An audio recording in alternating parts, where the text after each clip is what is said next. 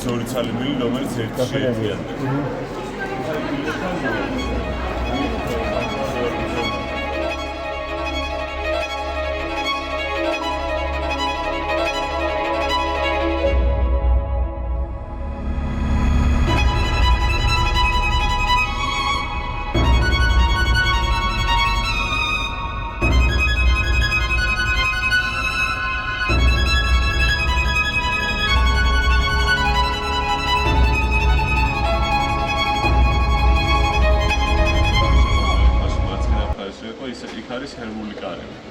საიდანაც ხალხი ტექნიკასთან ერთად ასე ვთქვათ სარემონტო სამუშაოებს ასრულებს.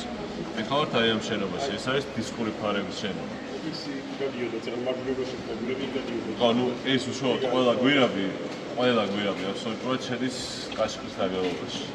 ანუ ესენი არის ზოგი სამინტელაციო გვირაბები, ზოგი აი ამ ასე ვთქვათ გრუნტული წყლების ასარიდებელი, საჰაერო შახტები, ანუ ყველა არის ტექნიკური თვალსაზრისით, ასე ვთქვათ ტექნიკური გვირაბები.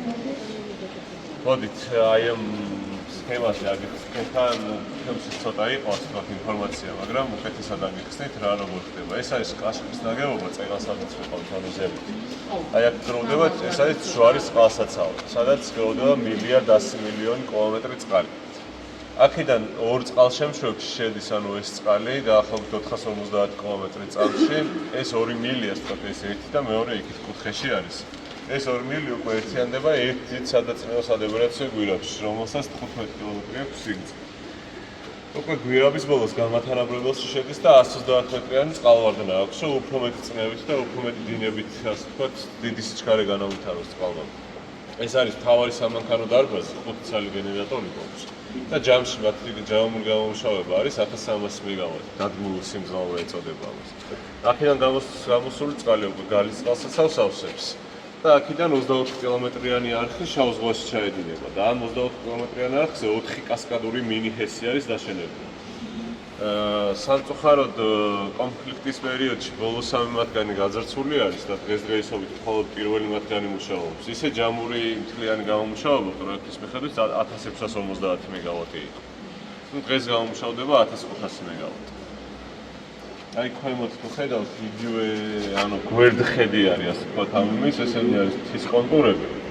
ანუ ეს მთლიანი გვირაბი მთის ქვეშ გადის და ასევე მთავარი სამანქანო დარბაზიც მიწის ქვეშ არის. და ორ ადგილას სადაც მდინარეებს კვეთს ეს გვირაბი დაკავშირებული არის აკვედუკებით. სწორედ პირველ აკვედუკთან იწყება ჩვენი დროებით ოკუპირებული ტერიტორია. გამოდის რომ აი ზედა სქემაზე აქედან ენგურს გაღმა აფხაზეთი არის. ასევე სოფლები და დასახლებები, რომელიც ზღვის დონიდან დაბლა მდებარეობს.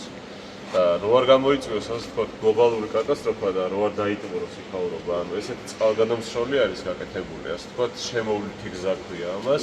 წყალგადამსროლი არის გაკეთებული, საიდანაც წყლის ასე ვთქვათ ნაკადის კონტროლი ხდება. ნახევარი მდინარეში მიედინება, ნახევარი არხის მეშვეობით გალის წყალსაცავში ჩაედინება.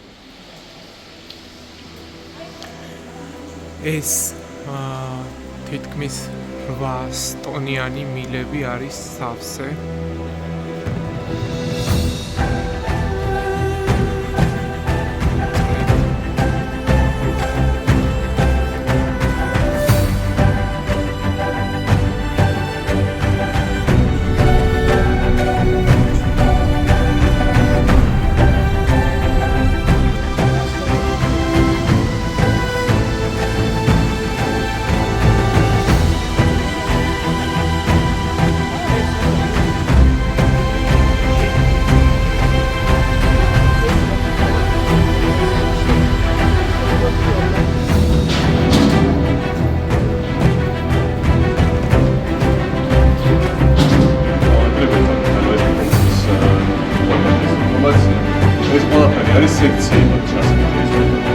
დაიფუძნა რამოდენიმე სექცია და არის 400 გვირაბი.